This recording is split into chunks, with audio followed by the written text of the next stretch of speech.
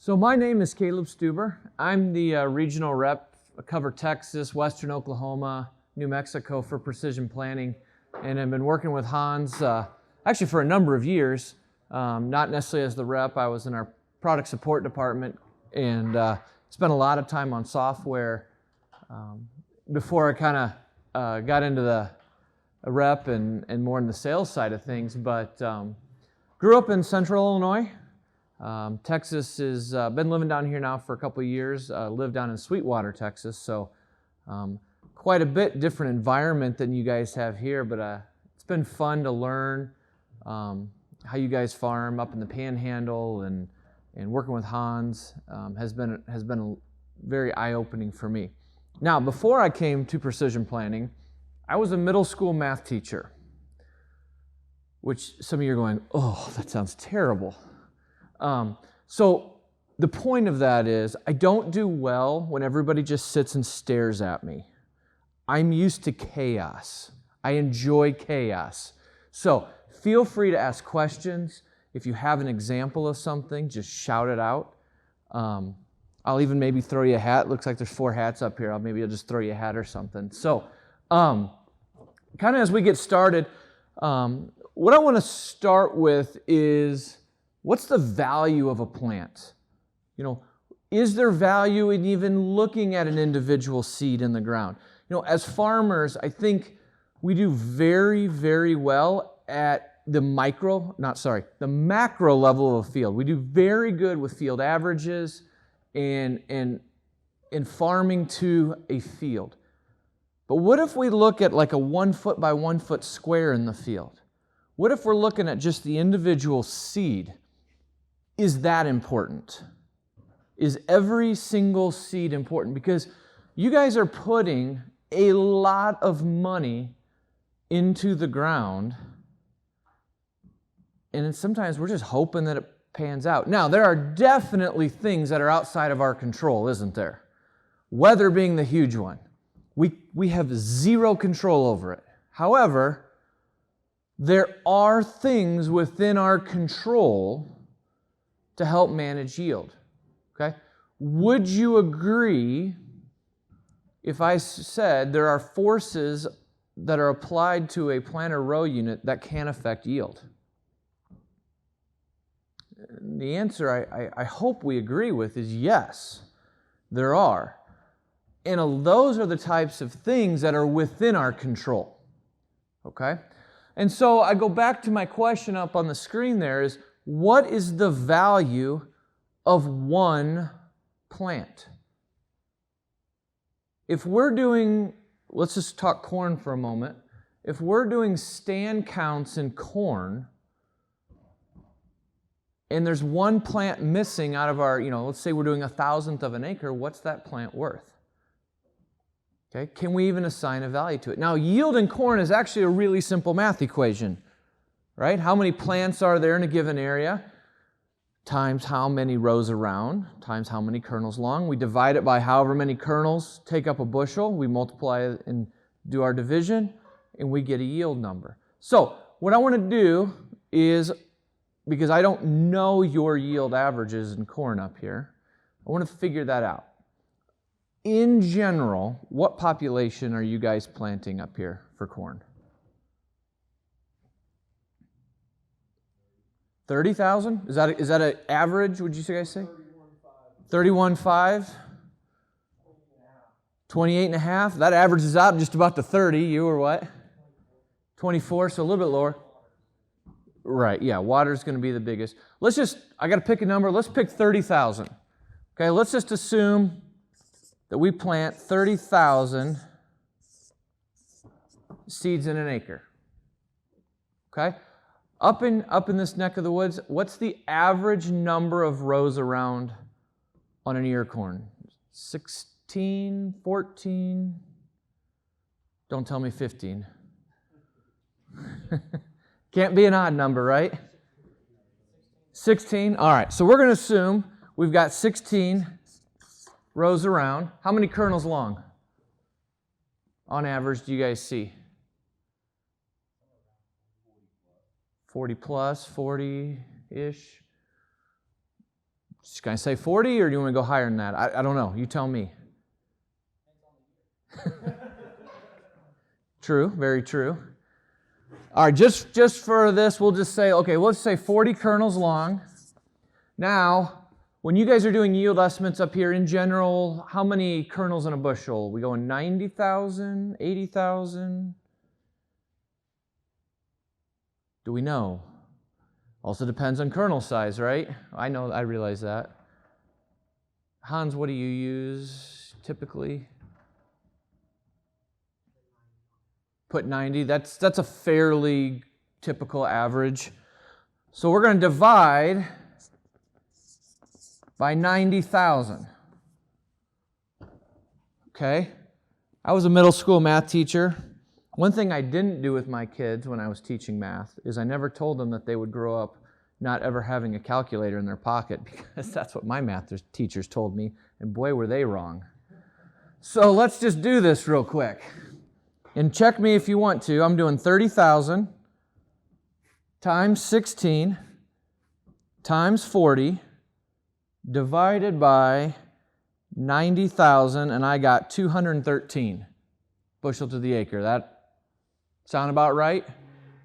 Okay, so this equals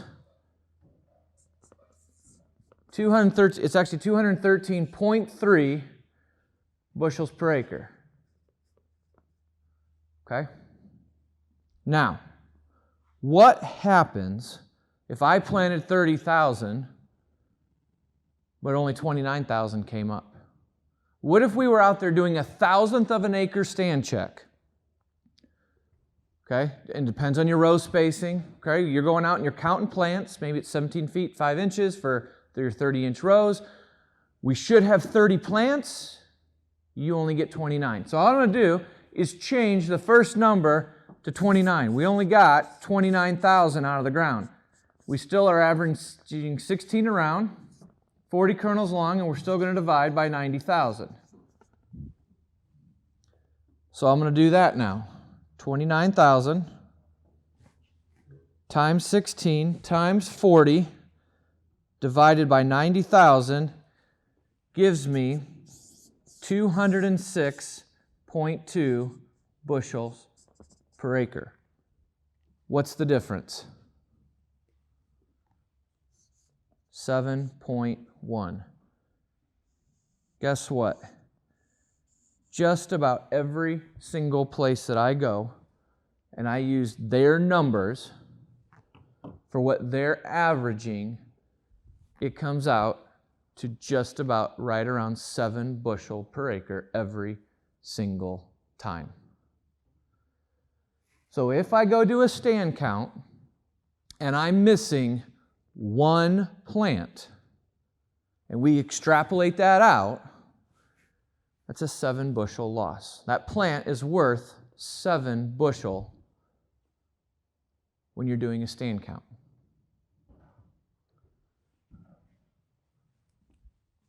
What if, instead of getting one less plant, what if I reduced my average from 16 to 14 rows around? So now what I want to do is 30,000 times 14 times 40 divided by 90,000. Anybody done that already while I was writing it? What is it? 186.6.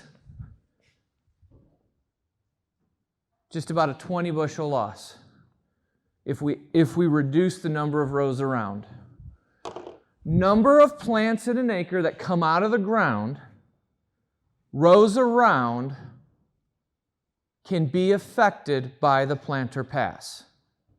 We're talking real numbers, real bushels here that are disappearing because of forces that can be affected on the planting pass. Now, when we're talking about rows around being set, are we talking about the plant being in the ground, the plant being this tall, this tall? Where are we at with rows around? When is that being determined by a plant? Or a little bit lower than that. Yeah, corn's about right in here, right? Somewhere right in here. What about if I would change this to like 39? That's another interesting one. When is length being set on a plant? Up in here, right? That's later on, probably not going to be affected that much by the planter pass. That's going to be other things that are going to be influencing it later on. The first two numbers, definitely, this is your emergence. This is going to be stress in the environment that we place the seed into. Okay? So, when we start talking about emergence, and that's what I actually want to spend the most time talking about today, because we've got numbers that are assigned to it. We know that there's loss.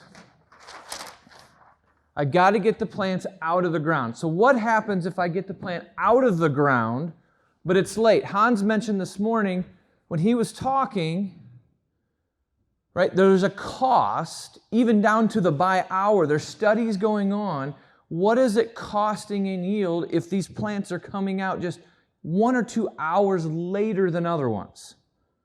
Okay? So if we get on corn, if we get a leaf collar behind, let's say I come out 24 hours later, meaning I had all these plants coming out of the ground, but I end up with something like this. Right? You see that little guy up there that got circled? We're not going to catch him when we're driving by scouting our fields at 55 miles an hour on the highway, right? Probably not. But he's out there in our fields. What's a guy like that going to cost you? So, if I get a late emerged, that would be 1 leaf collar behind, that is going to lead to a 50% reduction in ear size. Guaranteed. Doesn't matter if you're planting in central Illinois, doesn't matter if you're planting in the Panhandle, doesn't matter if you're planting in Australia. Millions and millions of these plants have been categorized. It's almost always right around a 50% ear loss. What if I come out even later? What if I classify it as a late emerge 2, meaning 2 leaf collars behind? What's that going to lead to in a loss?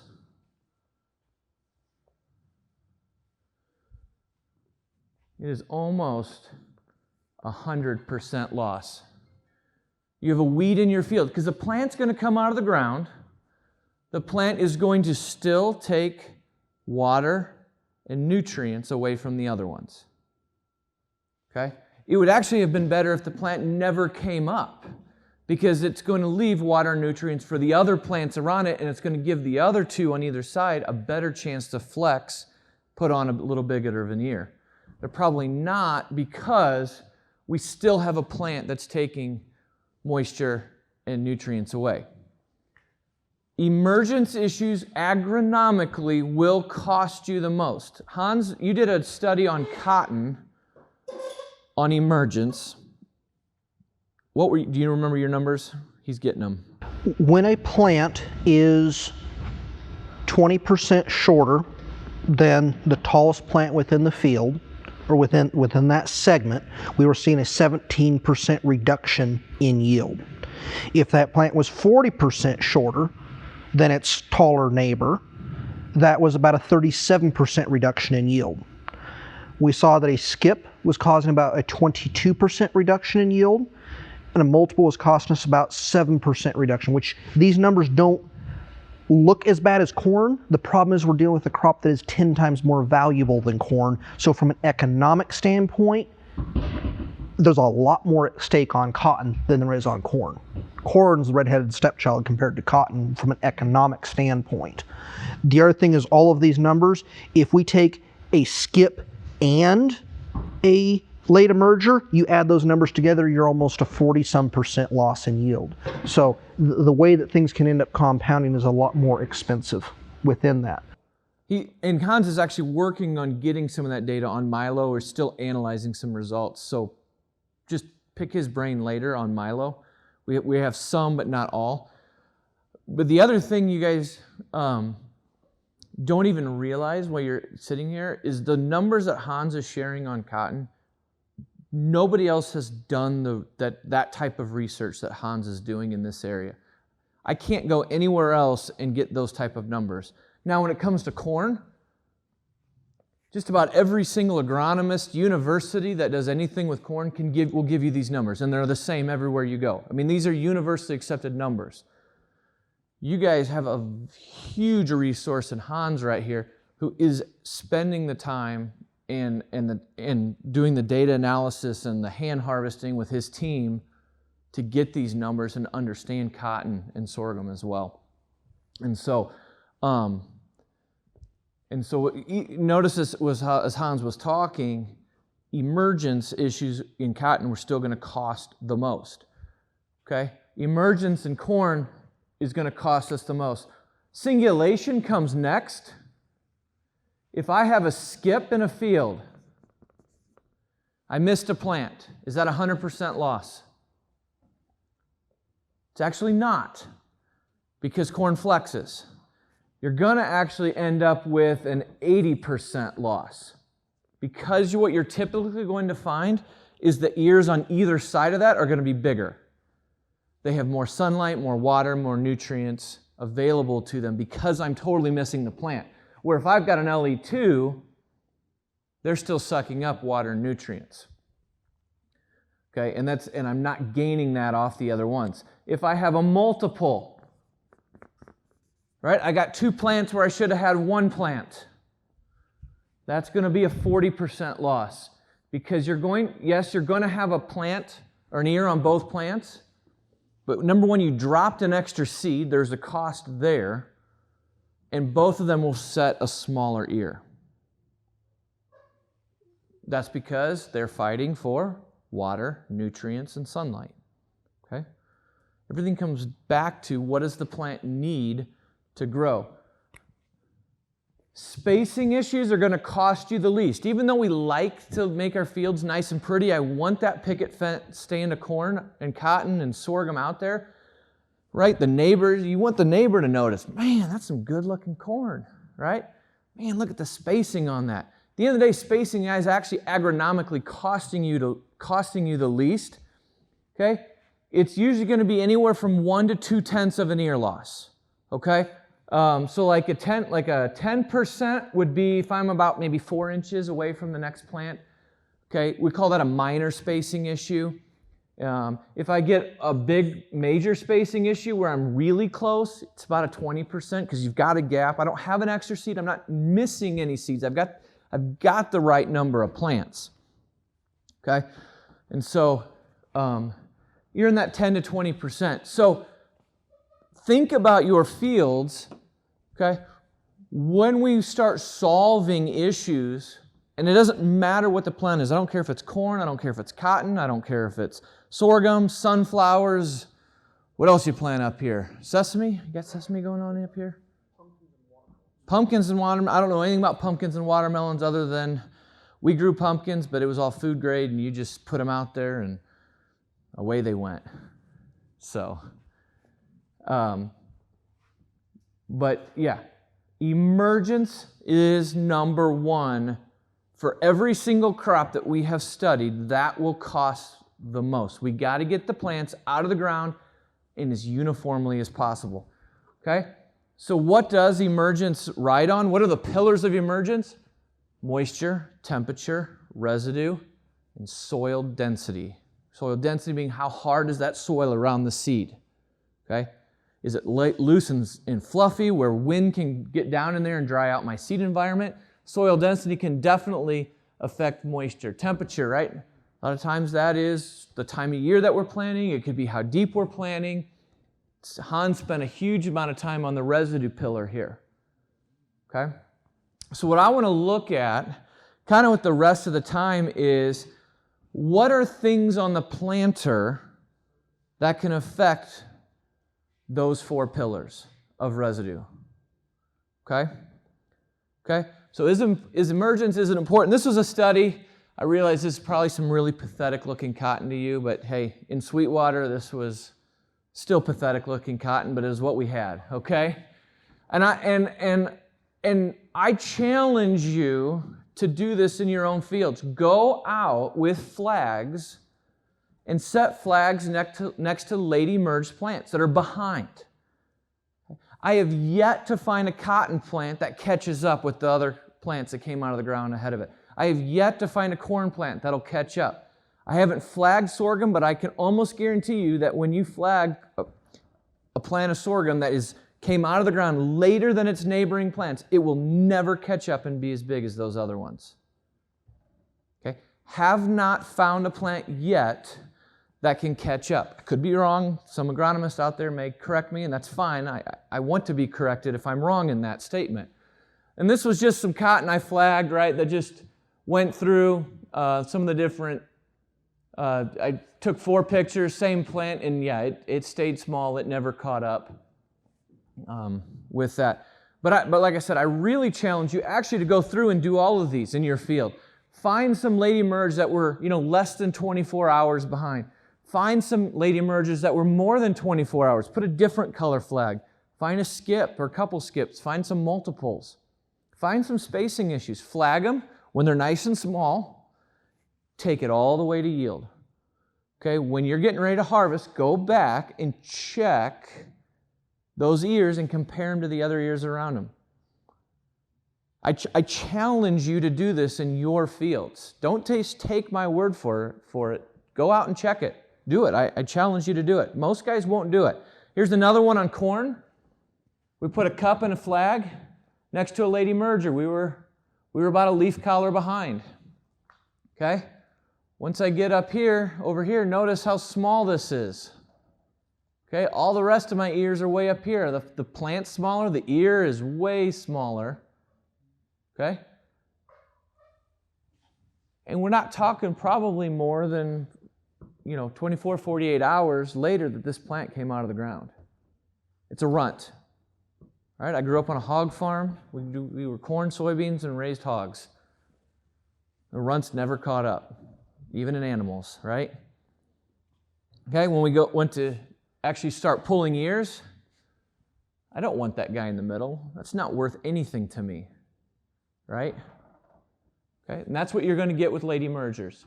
So, let's go back to the planter. We know it's costing us money.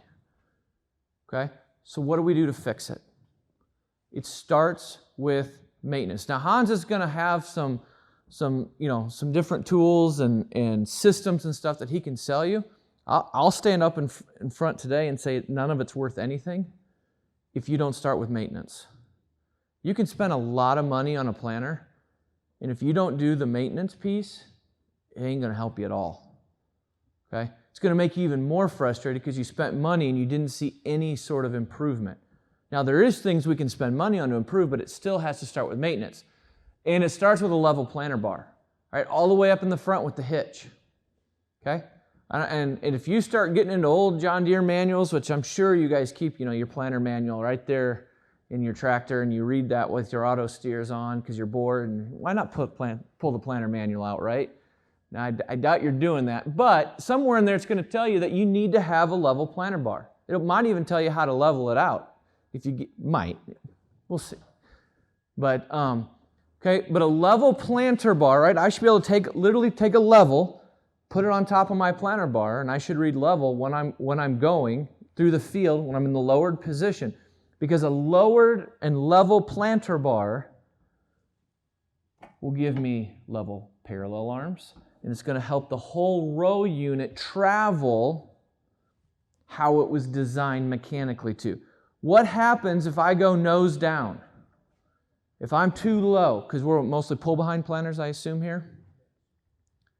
If I'm at my hitch, I'm too low, nose down, what's that going to do to my row units?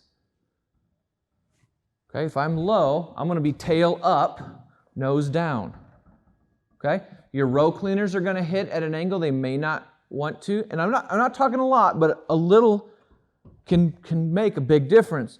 Your opening discs are going to tip just slightly, so how they're shimmed, that can make a difference. It's going to affect your forces on your closing system as well. It's going to be in the exact opposite if I'm nose up. Now I've got a lot of force on my closing and maybe not quite enough up in the front here. Now, I realize the parallel arms are going to adjust for some of that, but you're changing the physics and the forces on the planner when I don't have a level bar here. So, something to think about, something to definitely check with yours. Like I said, you can absolutely put a level on your bar.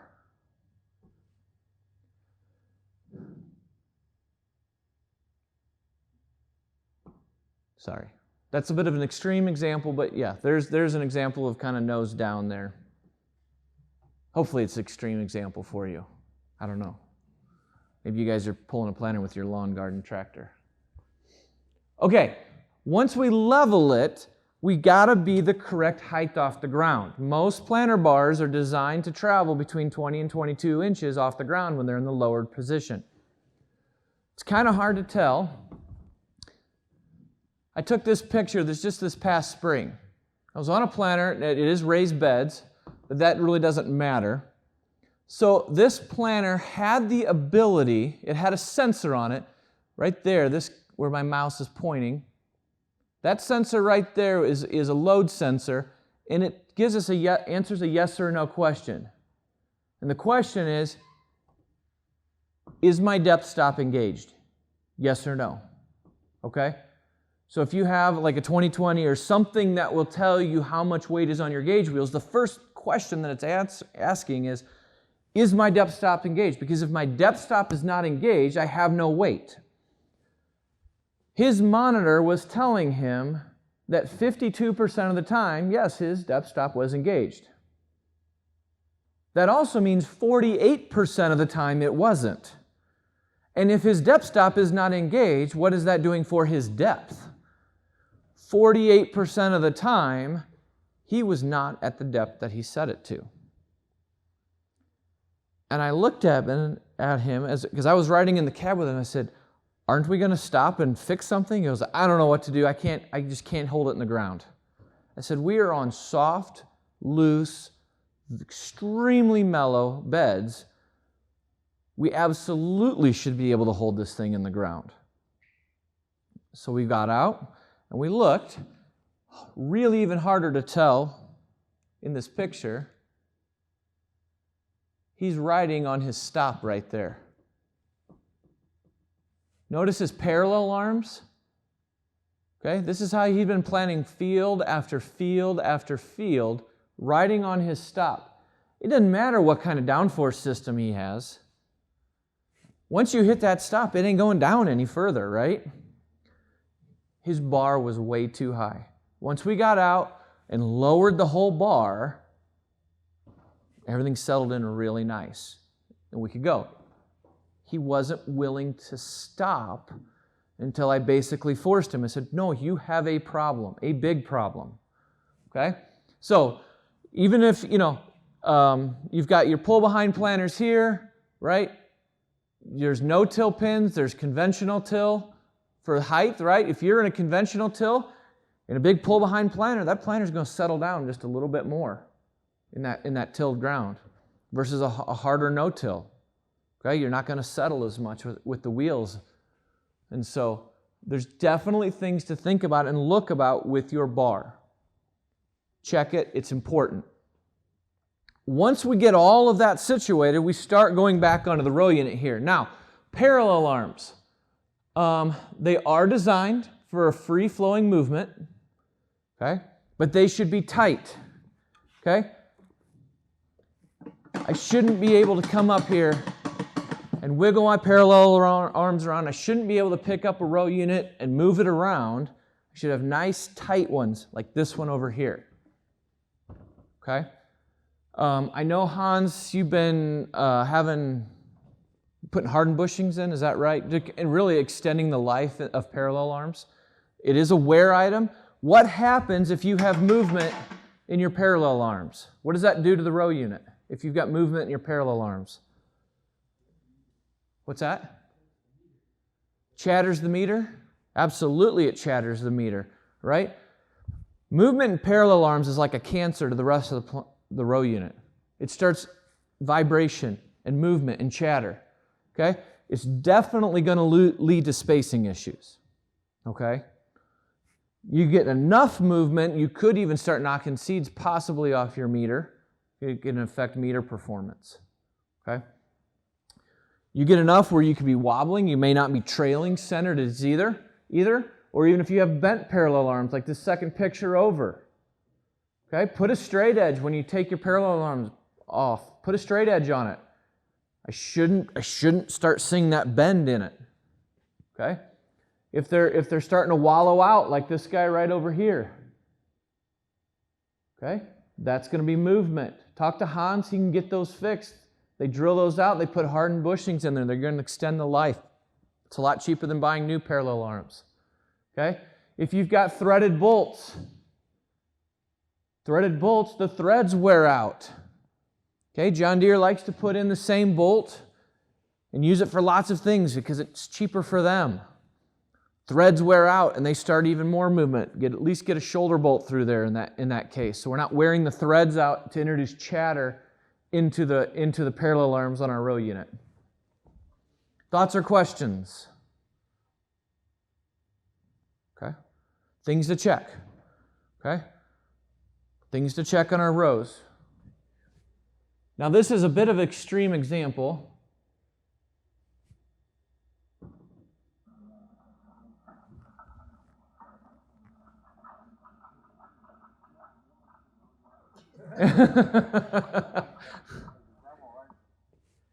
Yeah, there's a situation, definitely, we need some work on some parallel arms. Okay, step one right there.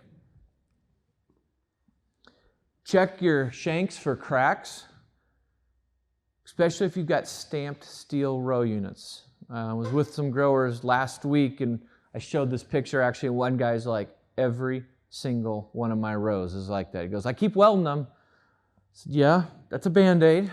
It'll work for a while. Eventually we're going to need a new row unit. But especially your stamped steel, the cast shanks are going to last a lot longer. Okay, the XP row unit was a really nice cast shank, which is why everybody else copied it. So, okay.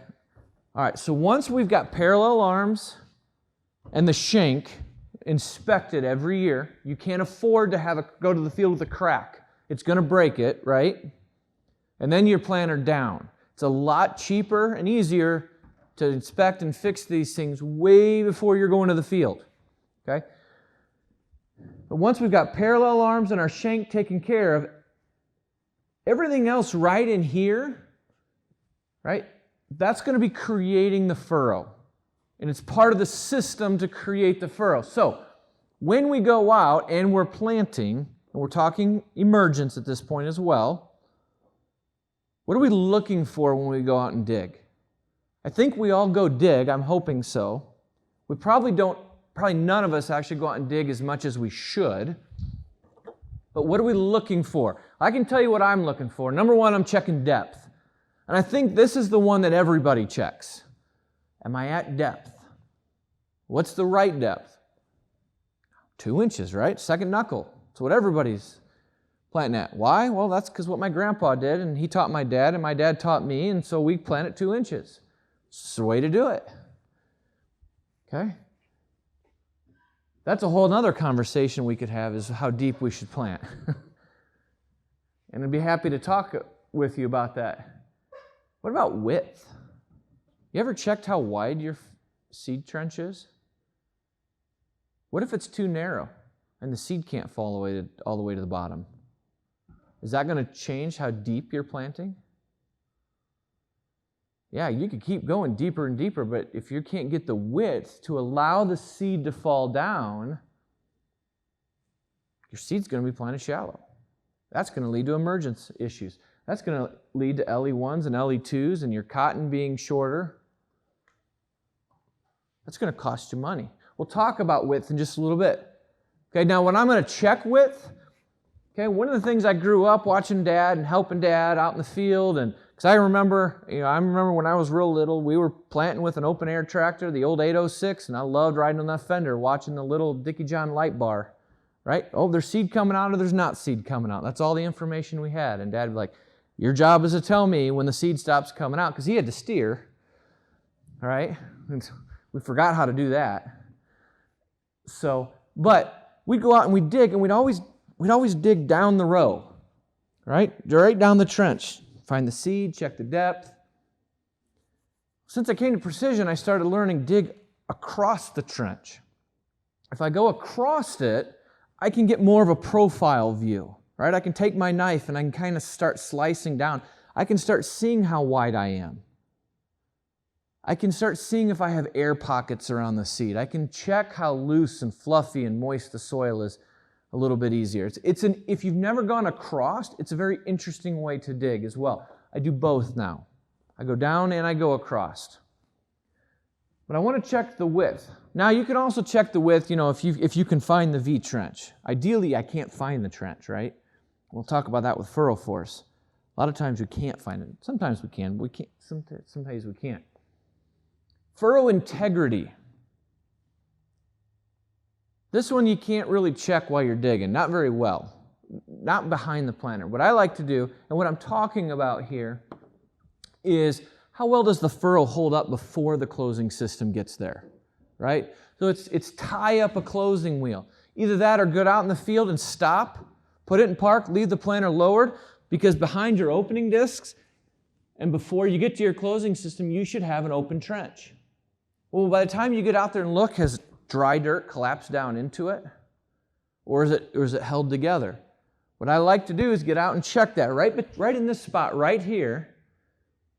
I want to be able to poke at my sidewall and then it crumbles. I don't want to be able to poke at it and it stays firm. I'm too heavy at that point. I need to lighten up on whatever downforce system you're using. If I got out there and it's already crumbled down in, I probably need more downforce. Okay? How well is that furrow holding together? Because as soon as dry dirt starts falling down around my seed, now I have dry dirt around my seed, right? That dirt's going to absorb the moisture before the soil or before the seed. Okay? It's like having a puddle in your shop and you throw a 2x4 into it. Is that 2x4 going to absorb moisture? Yes. Slowly, it's going to. If I throw my 2x4 into that puddle and I throw a sponge next to it, what's going to absorb all the water first? The sponge, right? That's residue and soil. And soil being dry dirt that goes around. Your seed's getting the moisture last. You can't afford that because that leads to emergence and that costs us money. Okay? So I've got to have the integrity of my sidewalls. It's got to hold together long enough for my closing system to get there. I want my closing system to close the trench, not just gravity. Okay? And lastly is compaction. How do I eliminate or at least have the least amount of compaction? I want to hold together without compacting it because compaction leads to root restriction. That's going to come more into your rows around, stressing the plant that way. Not necessarily emergence, although it could, I suppose. But that's going to start applying stress in other ways to the plant. Okay? And so that's the 4 things that I use to evaluate a furrow. So, in my mind, in Caleb's mind, this isn't precision planning, what does the perfect furrow look like? Here's my wish list. I want a moisture available to the seed. I want all the rows at the depth that I set them to, right? So the seed's at depth. Sidewalls firm enough to hold together, because I don't want dry dirt falling in. But yet I want to be loose enough that my closing system can actually destroy what I have just built. I want the seed to be able to fall all the way to the bottom. Right? I don't want to be too narrow, and I don't want any residue close to my seed. That's my wish list. Can't always achieve that, but it's my wish list. Okay? And forces on the row unit that we're going to get into can definitely affect these. Okay? So, going to kind of start out with creating the furrow, kind of where Hans left off with opening discs, right? And he talked about opening discs in there, but we need our discs touching, unless you've got a case planter. You've got a case planter? Now you're actually going to have a narrow gap, about an 1/8 of an inch gap between your discs because you've got a leading edge. But it's a case planner, it's designed for that. The case planner is fundamentally the most different row unit on the market today because it's designed as a system. Okay? What we absolutely don't want is a W at the bottom of our trench, because guys will look at that and they'll say, well, the seed's just going to pick a side to fall into. It's not nearly wide enough down there, right? The seed's going to be sitting right up on top of the W. We've now changed depth for those seeds. If I'm changing depth on just even one row, emergence issues. Okay, very easily I could be out of my moisture line at this point. Emergence issues.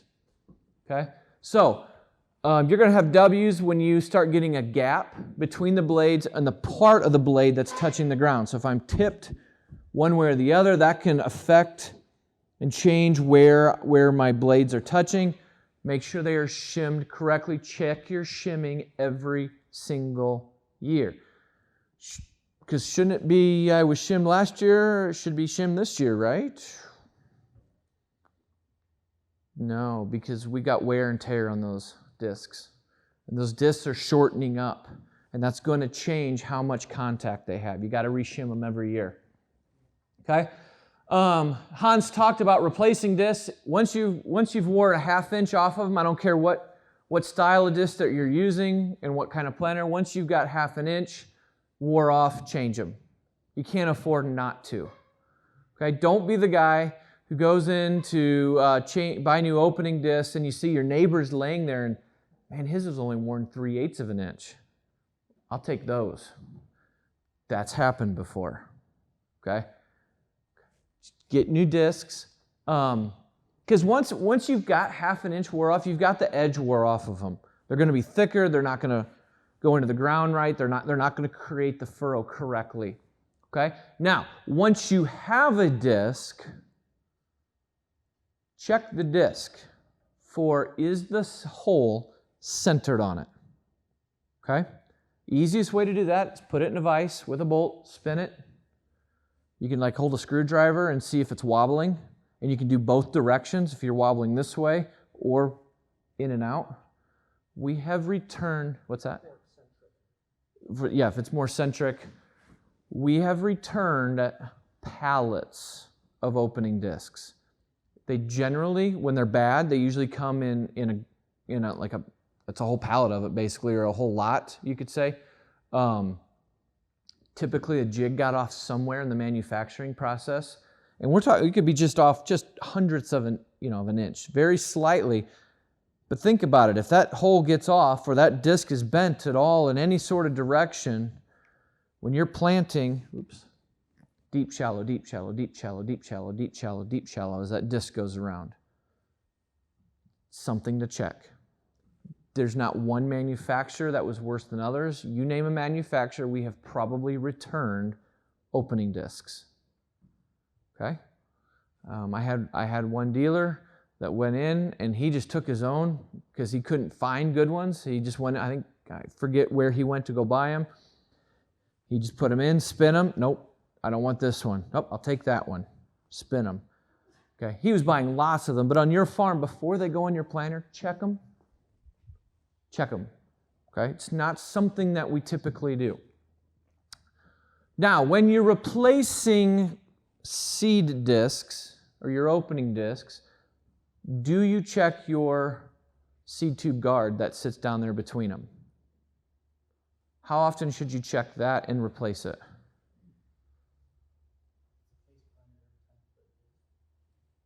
Okay, case planter every time you put discs on, or replace it. What about deer? How often do we replace it? Have you ever replaced it? Maybe we should start with, how much does it cost to replace it? Anybody know the cost of a seed tube guard, right? The guy that sits right down here, right at the very bottom of the shank, the disc push against it. They cost, $15, give or plus or minus a couple dollars, depending on where you go. Okay? So is that, let's just say it's $15 part. Is that $15 part essential? Not important, essential. Seed tube guard right here. Opening discs, notice on either side there's a gap. These opening discs are shimmed correctly, but they are not touching the seed tube guard. What's going to happen as soon as I drop the planter into the ground? Yep, I see it in the back. Your opening discs are going to squeeze in. Right? We're applying a side load to those discs. They are going to go until they hit the seed tube guard. And if your seed tube guard is worn down, we have now changed the width of your seed furrow. I don't care what type of planter you have, when you change your opening disc, change your seed tube guards. It's $15 a row. It's well worth it. Okay? What happens if we don't? Okay. The planter that did this, it was a 4-row plot planter. They had spent over $5,000 per row on technology on this plot planter. They had stripped it down, they sandblasted it, they repowder coated it, they painted it. Their words, they went over it tip to tail. Okay? Went out in front of a bunch of customers and started planting. The furrow on the right side is row number 1, traveling in that direction. Okay?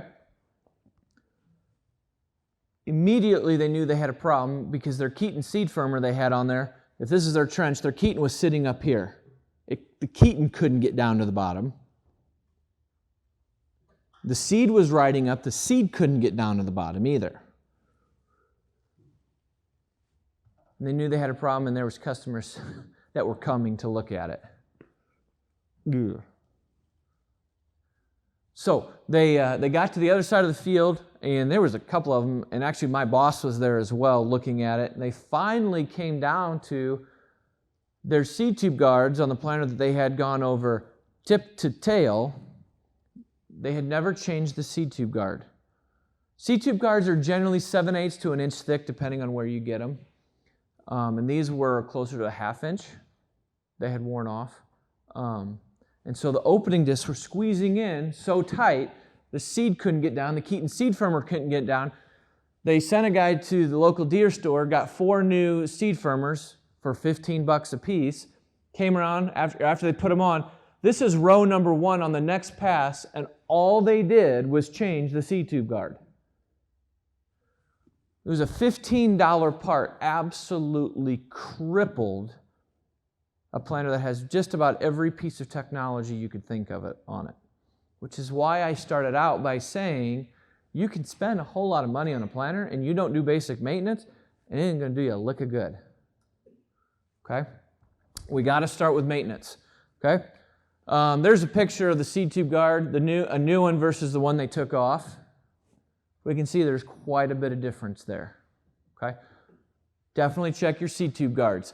As well as putting that side load on those discs like that, and having that where they can flex and move in, can lead to hubs getting blown out like that. Just because of the sheer side load on it, you're actually almost curving that disc in ways it shouldn't be.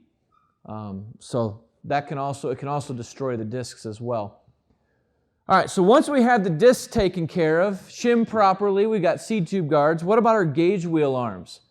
Okay, and the gauge wheels themselves, they should be riding up tight against the discs. I shouldn't have gaps on there. I had a guy one time tell me, he goes, absolutely you should have the gap. I gap mine all on purpose because my gauge wheels don't wear out as fast. My response is, what it costs to buy new gauge wheels is way less than the cost of the emergence issues that he's introducing, because as soon as I have a gap, I've now introduced another place that dry dirt can enter down into my trench. Okay, I can have dirt falling down in there like this. So here would be an example of one not shimmed properly. Okay, those wheels, they pick up dirt and they carry them around like that. Here's shimmed properly. There's nowhere for that dirt to go. We're not coming and dropping it straight down. It's going off other parts not into my seed tube trench. I'll do that one more time, okay? Additionally, just riding on a planter with a camera.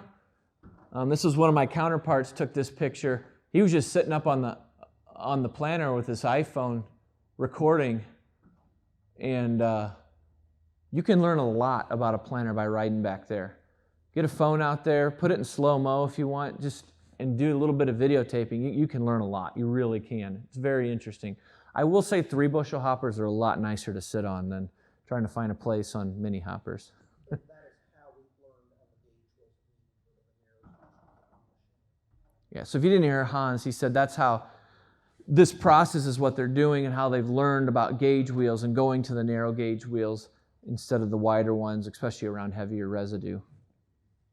Okay. RID tires, Hans talked a little bit about gauge wheel tires. RID tires is reduced inner diameter gauge wheel tires. These were designed for the case planter and only the case planter. A lot of guys have gone to these, like on John Deere planters, because they're trying to solve a downforce problem. What they're seeing is compaction, and the RID tire essentially takes and it spreads the weight out away from the trench. There's not much weight right on the side of your trench or your furrow. It disperses that out, and it's a Band-Aid for a downforce problem. The case system gets around that because they've got a metal boot and a firming point. It's designed to hold the sidewall up so the seed can get down. Whether your John Deere systems, your Kinsey planters, your White planters, they don't have that, okay? These can be a disaster on all planters except the red ones. For you, check your firming point. Sounds like you do. And then we get into the depth stop, kind of the next piece down in here of what can go wrong and what we need to look for maintenance on. So your depth stop can wear out, okay? It'll start to pit. You've got metal on metal banging around in there. Your gauge wheel arms over here, right? You can pit those out. If I start pitting this out, what does this do to my depth?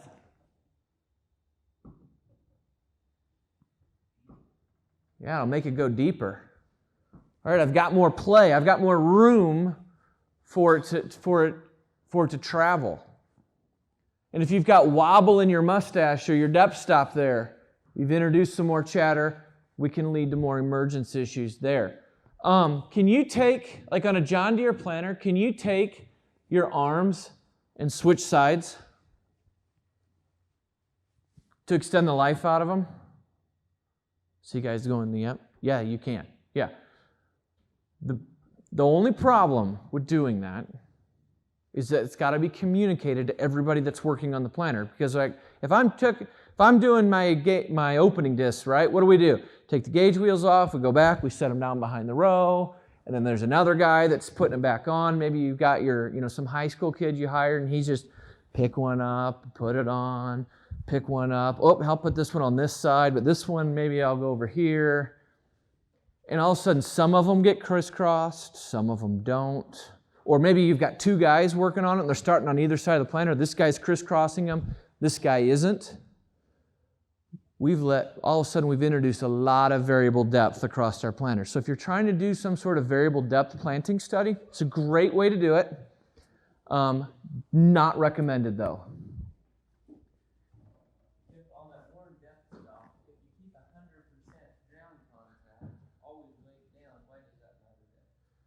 So the only thing it's going to matter, so I see where you're going, and I agree with you. It's not going to introduce like a chatter and a rattle. It is going to change how deep you're planting. Now, can we solve that? Yes, we can. I'm going to get there. We can calibrate that out of the system, you could say. And I'll show you that in just a minute. Maybe you're already doing it. I don't know. Okay? So, right, if I've got, if I've wallowed out this casting piece as well, that needs to be replaced, right? Because now something like that can chatter. can move, and it's also going to change my depth. The one on the left there, that's just a picture of a XP row unit there with what John Deere out of their manual says what the depth settings are if you want to hit different depth settings. For most guys, 2 inches on their planter is different than where 2 inches is on the next guy's planter, right? Versus maybe a third planter, 2 inches is in a different position. There's a lot of wear that can go into it. There can be issues with castings. They're going to change depth. You need to know where it is on your planter.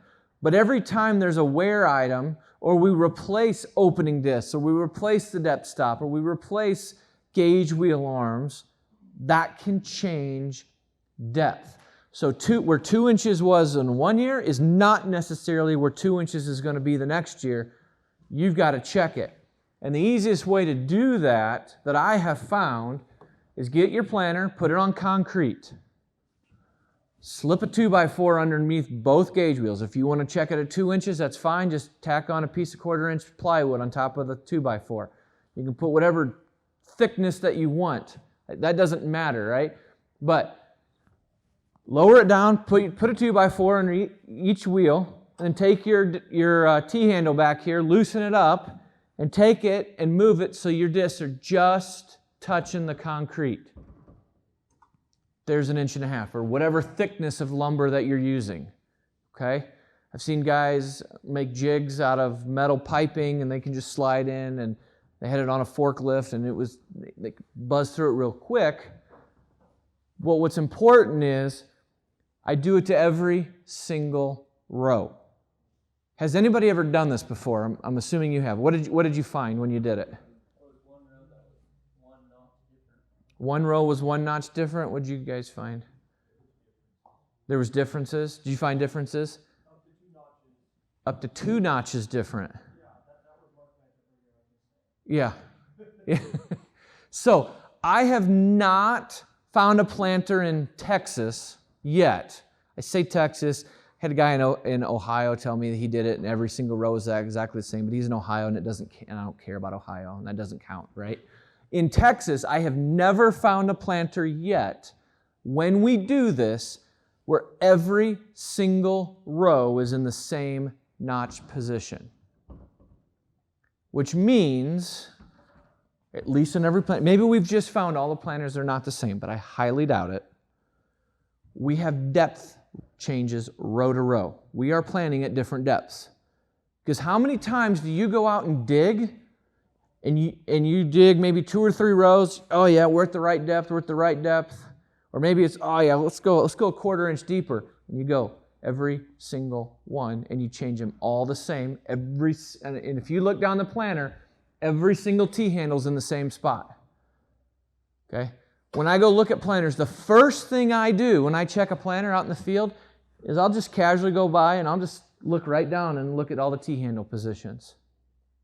If they're in all the same spots, I can almost guarantee you they never checked depth before they went to the field.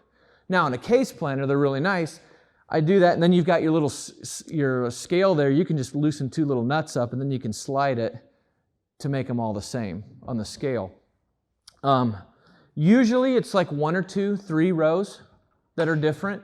It's not going to be all over the board. Most of your rows will probably be the same. Had a guy with a 36-row planter. He had 4 rows that were off. Then later that evening, his grandkids came over and went and bought his barn and started playing on his planter. And they thought that was a pretty cool handle, so they changed them all. And he went, oh. And he got to do it all again because he couldn't remember which rows were off. So my recommendation is once you do it, like on a deer planter, just take a metal marker and make a mark. And just say, hey, this is 1.5 inches. You can walk it from there, or maybe it's 2 inches, whatever depth you pick, it doesn't matter. Mark it. You've now zeroed it. It's not uncommon from high to low, 1/2 inch difference.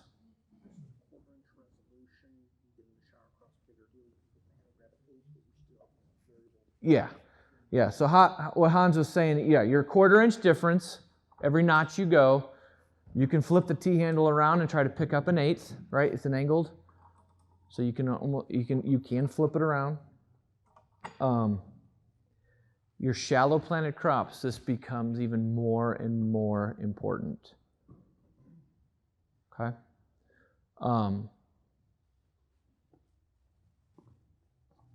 Thoughts or questions? This was just a guy over in Central Texas, and he did this. He was just saying, if you can't read it, it says, actually placing 2-inch blocks under each set of gauge wheels to true up the T-handle planter depth adjustment. Here's my range on a slightly used 12-row. I was shocked how far off they were. And I think it was 3/8, if you look at it, off between high and low. We kind of want to get into the downforce piece of it and just weight management on a planter. Because when it comes to emergence, that can be a big piece of it, right? We talked a lot about dry dirt falling into the trench, which can cause emergence issues. A lot of that's going to be how the furrow's created, and did we have the furrow integrity? Did we firm the sidewall enough to hold it together so it didn't collapse back in, versus over-compacting, which then can lead to root restriction, hatchet roots, delayed emergence, like in cotton because I've got the ground too hard. And so weight management is going to be a big piece of that. Now, before we get into that, we need to talk just a little bit about soil density, okay, and what makes up soil. So soil is made up of dirt, soil particles, right? Air and water. That's what you're going to have down in there. And so as we look at emergence issues and weight management, number one, we want to ensure that depth is reached, that we have this structure, right? Soil structure is going to determine water and oxygen. A seed has to have heat, moisture, and oxygen to germinate. Okay, it's a living organism. I've got to have oxygen too, okay? And that's going to influence the microbial activity that's breaking down the soil. It's introducing nutrients back into the soil. That's going to play a big part into this. We don't want to compact, because the more compaction that we have, the more adverse environment that seed is going to have. Okay? And so if we look at going back to mineral matter, or your dirt, we can call it, water, air, organic matter. So typically in my mind, this is kind of an ideal breakdown. This is where I want to be. I want my mineral matter and my organic matter levels to make up about 50% of it. And then I want water and air to be the other 50%. Okay, now we can influence. These lines don't stay the same. Every field we go into, it's going to be a little bit different. Okay? I could go in, like with water and air, if I'm too wet, right? That line can come way down, and I could have maybe 40% water and only 10% air.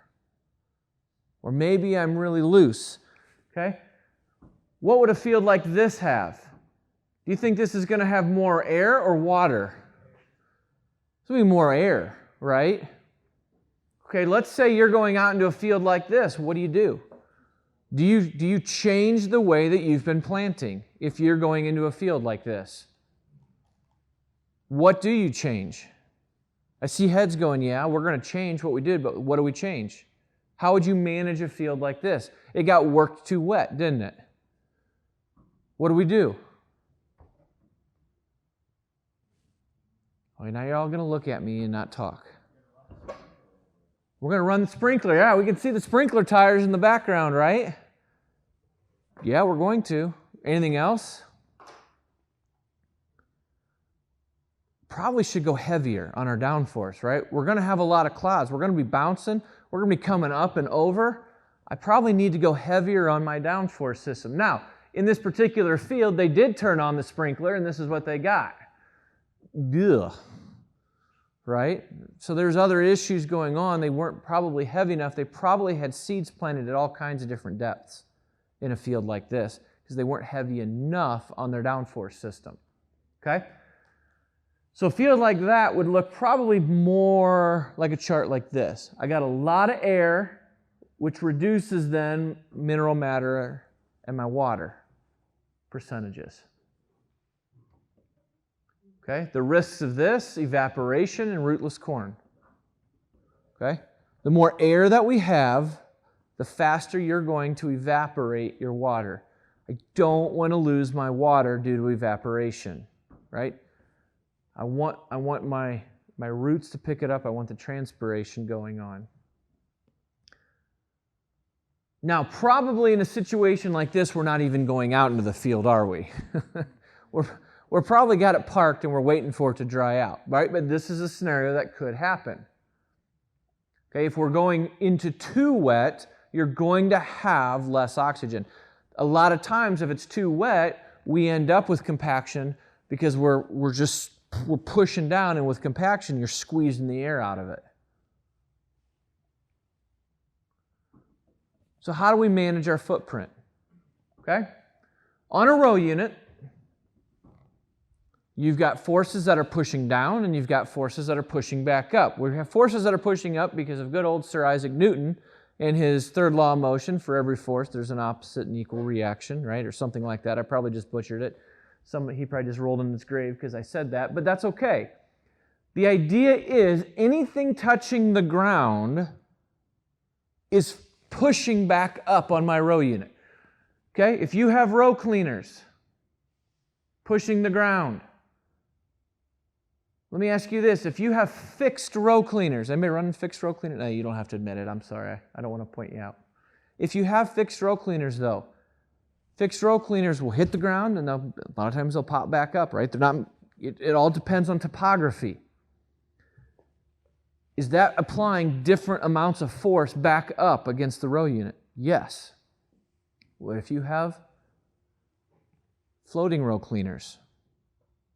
Not nearly as much, but the soil type and density that you're going into can apply different forces that are pushing up. Okay, if you've got like a clean sweep system or a way to adjust, right?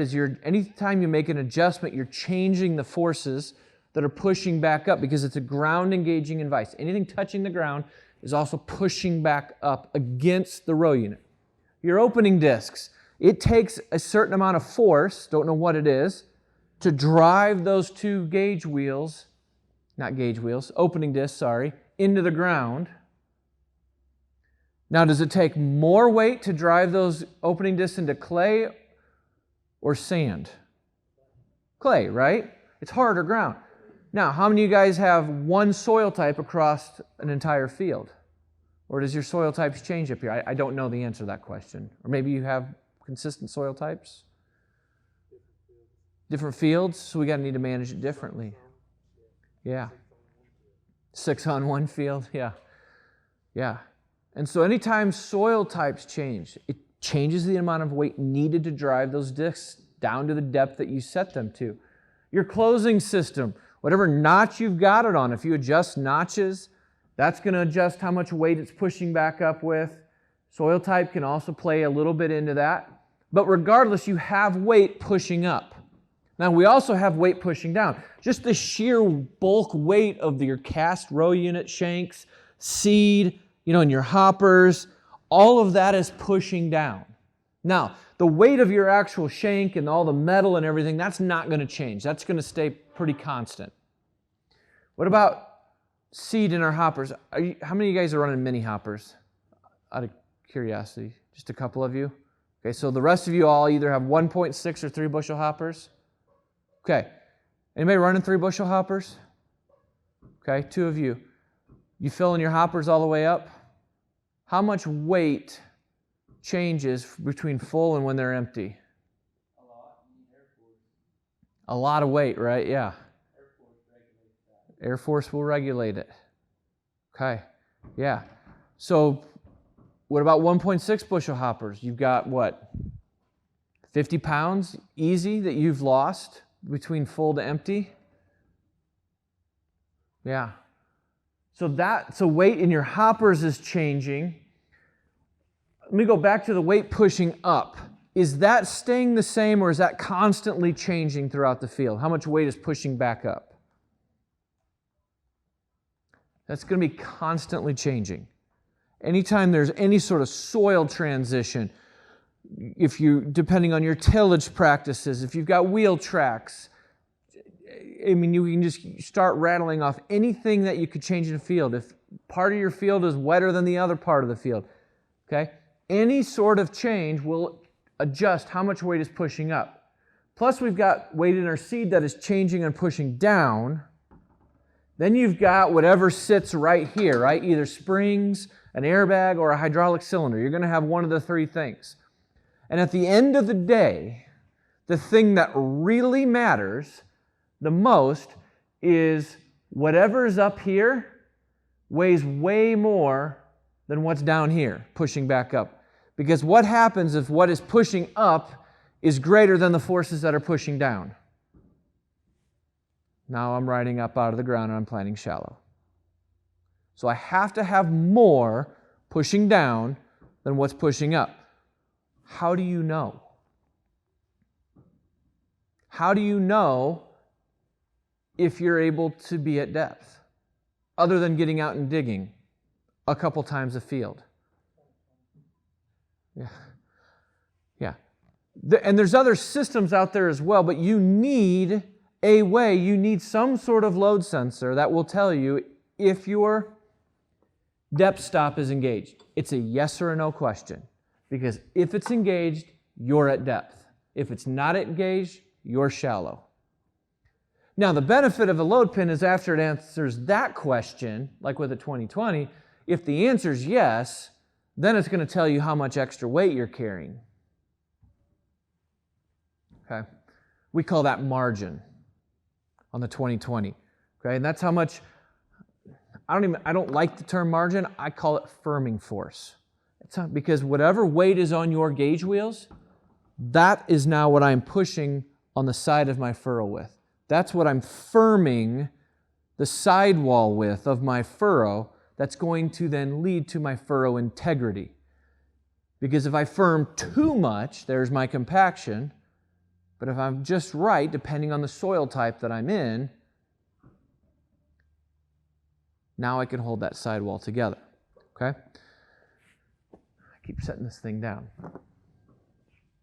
So what if I don't have enough downforce? What does that look like?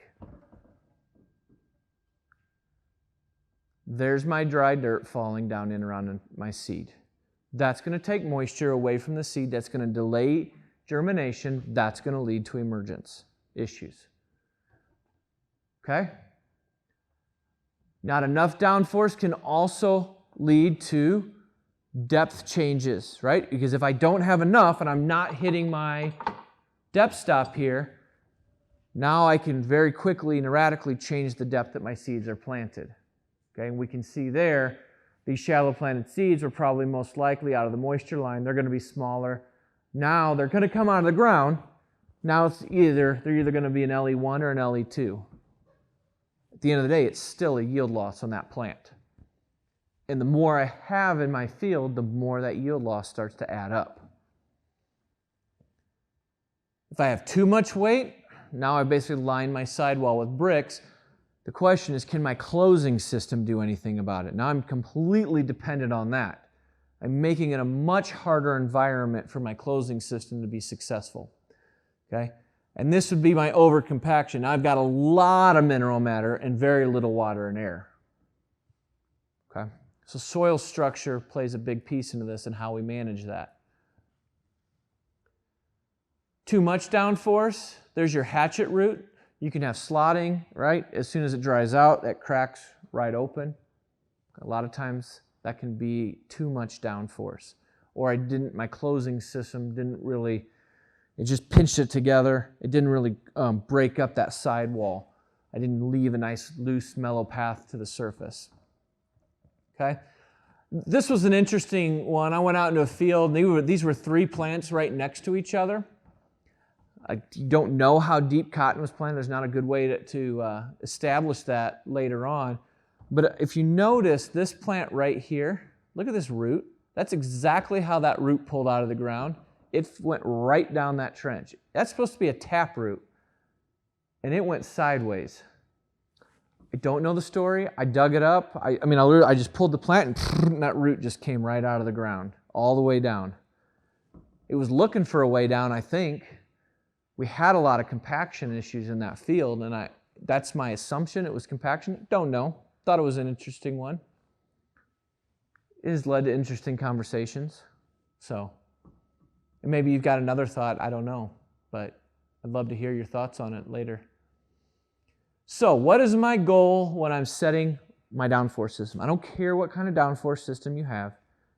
We've got to be able to manage it. So, number one, all seeds planted at the same depth, which means I have to be carrying more weight pushing down than what's pushing up.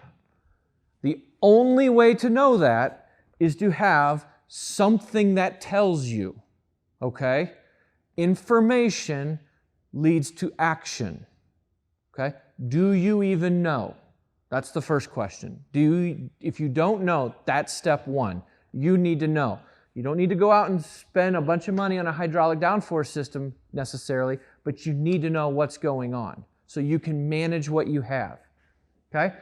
Once I know, and I know that all my seeds are planted at the same depth, are your sidewalls firm enough so no soil collapses back into the soil or into the furrow? But we also don't have the compaction that's going to restrict plant and root development. And all of a sudden it becomes this balance beam, right? And a lot of times we have to err on the side. Do I have too much weight or not enough weight? So let me ask you this. If you have to err on the side of one of those, too much weight versus not enough, where do we go?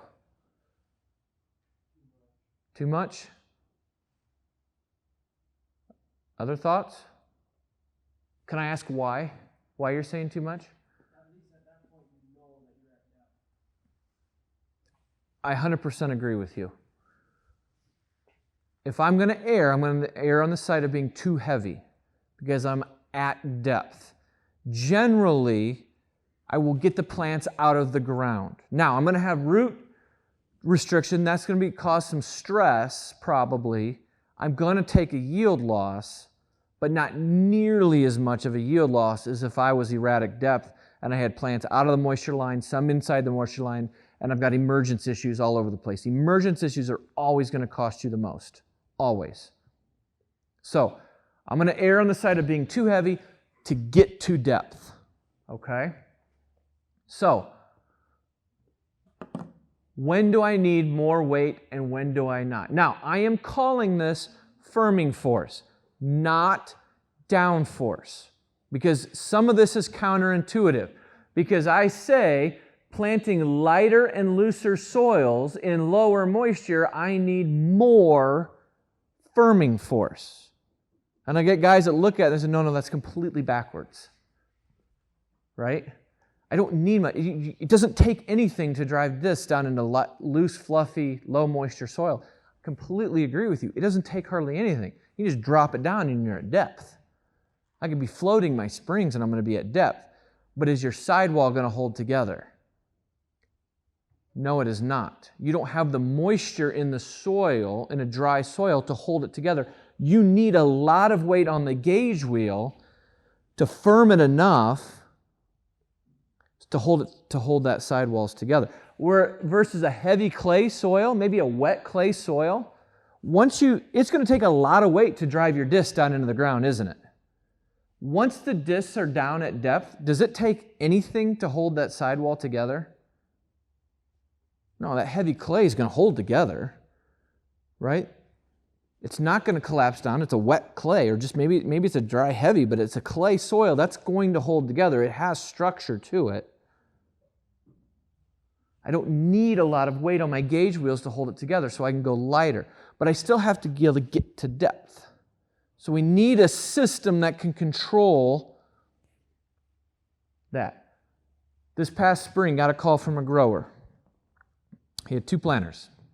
On his first planter, he put V-drive and our Downforce system. This is Downforce. It's a hydraulic row-by-row downforce system. On his other planter, he bought a brand new ExactEmerge high-speed planter. 6,000 acres of corn, 6,000 acres of cotton down on the Gulf Coast. I get a call about 3/4 of the way through him planting corn from my dealer who just took a royal butt chewing from the grower. He's got 6,000, or I guess he wasn't done yet, but he was thousands of acres of corn coming up, emergence issues across in every acre. Absolute disaster, worst stand of corn he says he's ever planted. It's all Downforce's problem. Okay, I'm coming. All right, so I head down, and we call the grower up. We're like, hey, let's go meet in the field. Let's go walk it. And he said, now let's go meet in my office. Okay, you know, that's fine. I thought that was a little odd. And we come in, and he says, well, number one, I need to apologize. I might have been a little strong. I was a little frustrated. He goes, at the end of the day, I don't think it's Downforce's problem because my brand new John Deere ExactEmerge high-speed planter had the exact same problem. He goes, when I called, I had not scouted those fields yet. Whew, you know, made me feel a little better, right? And so he goes, and I figured out my problem. Even better.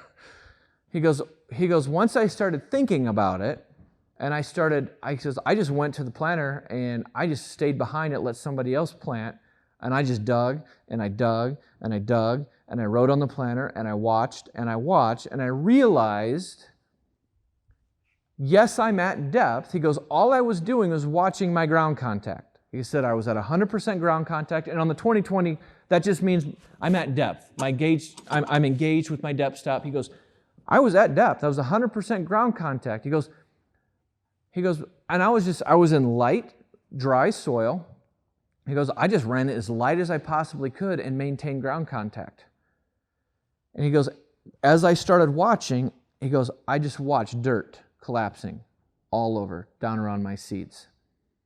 He goes, you got to understand how to manage even a hydraulic downforce system, don't you? I said, yeah. He goes, you can screw things pretty badly even with, you know, the best downforce system on the market. Yeah, you can. If it's not managed and set correctly, you can. And that's where understanding weight variation in the field conditions, because a lot of guys will ask me, where do I set Downforce to? Depends. Okay? It doesn't matter what downforce system. Where do you set it at? It depends. It depends on what you're planting into. Okay? And you got to get out and dig. Right? Cloddy soils are going to need more weight. The higher speed that you plant at, right? You see all these things, 10 miles an hour. You look at Kinsey, 12 miles an hour. Nobody's planting at 12 miles an hour. The guys that are planting at 10 miles an hour go up to 10 miles an hour, take a picture, put it on Facebook, Twitter, and Instagram, and then they slow her back down, okay?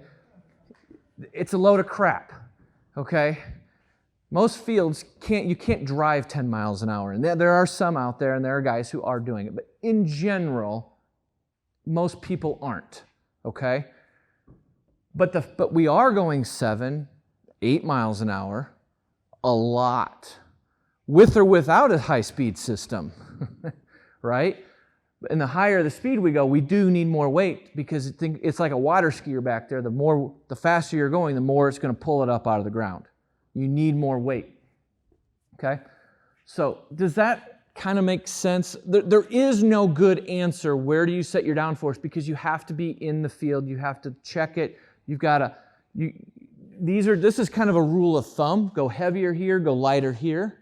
And when I'm saying firming force, that's not amount of weight on your downforce system, that's the amount of weight on your gauge wheels. And you've got to have a way to measure that. 2020 is a great way to do it.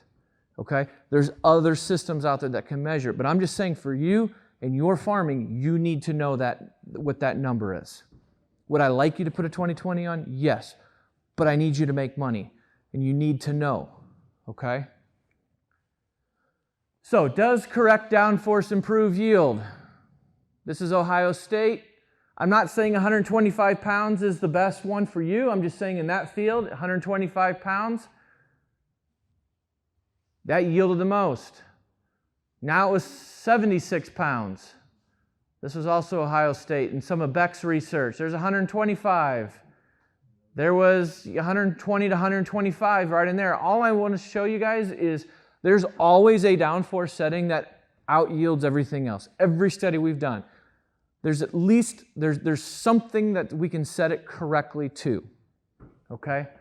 That's all this is. Don't take away of what number to pick. Now you'll notice a lot of them are in the hundreds, 120. This one's a little bit heavier, 150, okay? But it's, like I said, we got to maintain depth, we got to protect the root environment, and it's a balance beam, okay? So that's the 2020. That's the load cell pin. Right? That's this guy right here that measures how much weight. It just replaces that bolt that goes through the depth stop there. 2 numbers, ground contact. That's yes or no. Are you at depth? 100% of the time, and it's a 3-second rolling average. Margin is essentially how much firming force you have on your gauge wheels. Okay? 27 pounds probably isn't enough, but it also depends on your soil type. It might be enough. I don't know. But what I do know is I'm at depth and I'm managing this piece of it then. And that's where like a delta force, its number one priority is to get this to 100%. Then we manage this piece by telling it how much firming force to put onto it. Okay? So, if you're planning along and you're seeing this, ground contact is 71%. That means 29% of the time in the last 3 seconds, your seeds are not at depth and you're not carrying on average any weight on your gauge wheels. What do? If you had that information in your cab, would you take and make an action? I think you would. I think you would increase your downforce. Okay? This map over here, this was a grower this past spring down on the Gulf Coast. 3 bushel hoppers. We can see where he stopped to fill up right here. The darker the colors, the heavier you are. Here's his turn rows. He couldn't even begin to push into it. Blue means shallow. You're not at depth. The depth stop is not engaged. All along his turn row, he planted shallow. He did not have the ability. It was a spring system. After this spring, he had the information, and that led to action. He made adjustments. He's also investing in an automatic downforce system now because of that. But he needed to see it so he could. Even like I said, during the spring, he went out and adjusted his springs. But there's nothing that you can do without constantly getting out and making adjustments just for seed running out of a hopper and lightening your planter up by maybe 100 pounds per row. Those lines, if you zoom in on them, it's actually 2 lines. And I had a grower south of Dallas send me this one in May. He goes, "What do you think these lines are?" I don't know. I said, then he said, if you zoom in, it's actually 2 parallel lines. Okay, they're wheel tracks. Okay, yeah. I said, well, what made the wheel tracks? He said, those wheel tracks were made by my father-in-law and his John Deere Gator when he went out and checked to see if the field was too wet to plant. And the answer was yes, it was too wet to plant. And now he introduced compaction layers that the downforce sensors picked up when we finally went out.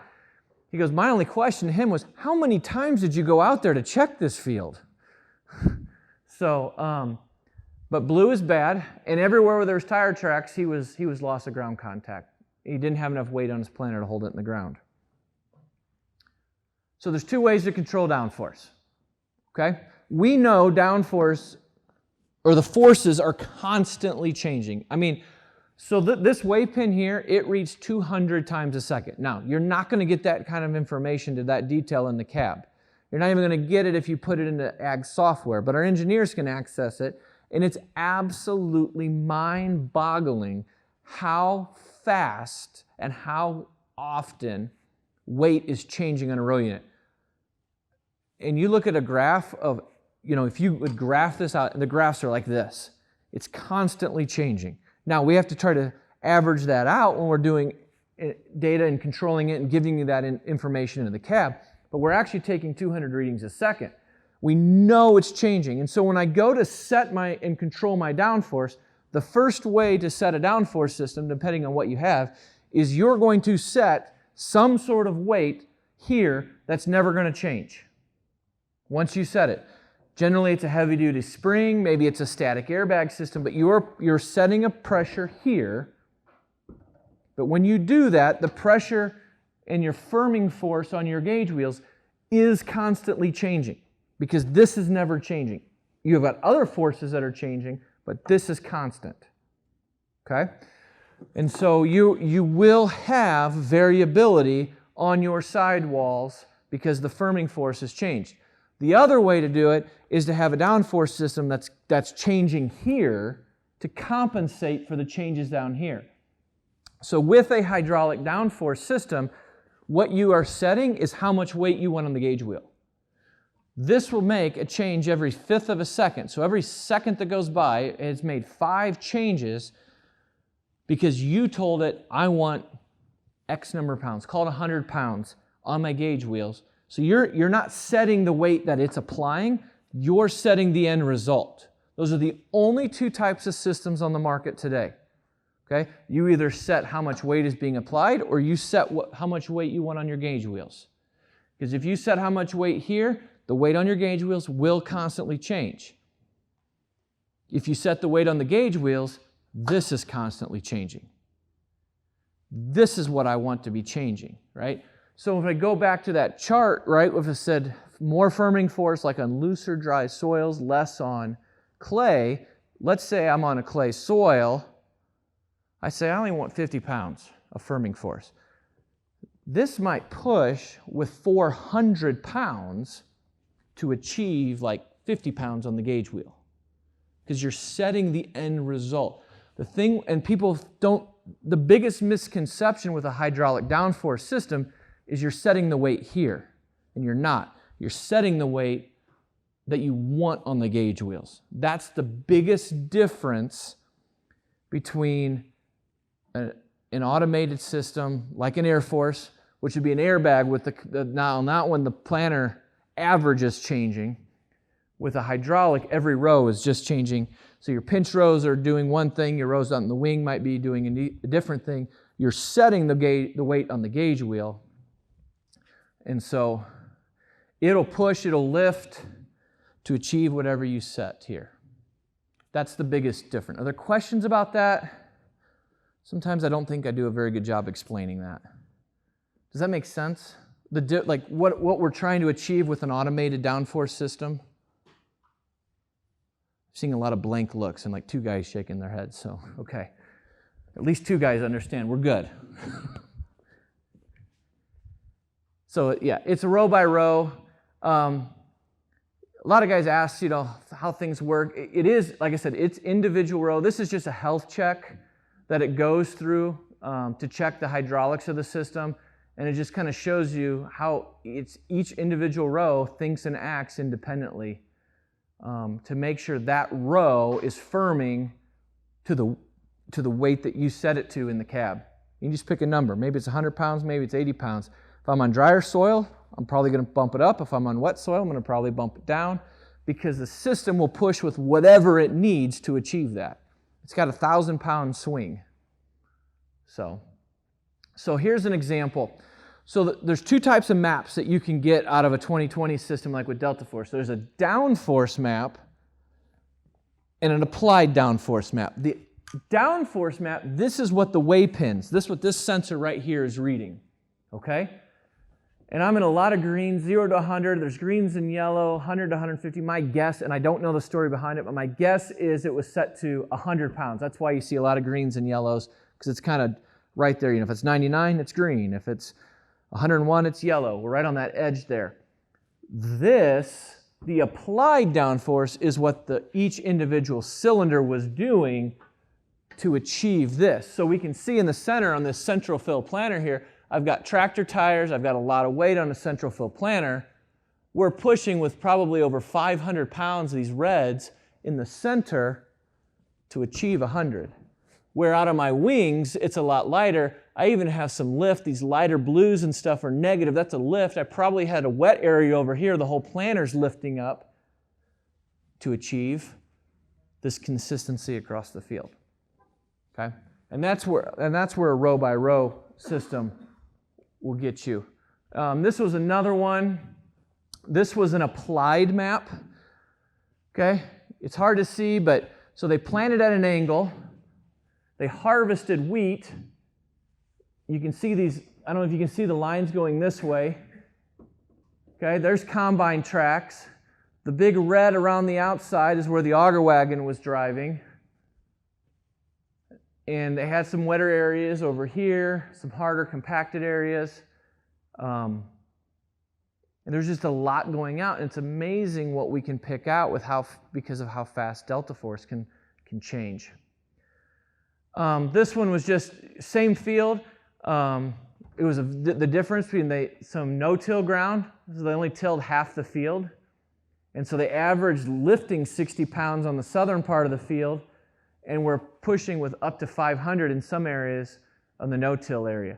The same field, they had one number set that they were going to firm with, was maybe, I don't know what it was, but to achieve that, you can see the swing in forces being applied with Deltaforce. So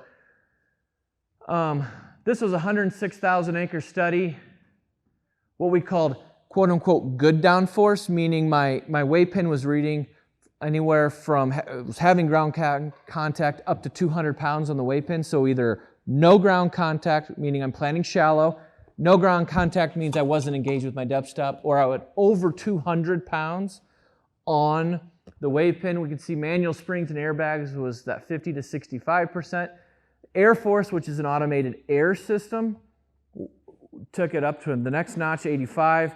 Deltaforce, which is a row-by-row hydraulic system, took that up to 98%. You're really never going to achieve 100%, okay?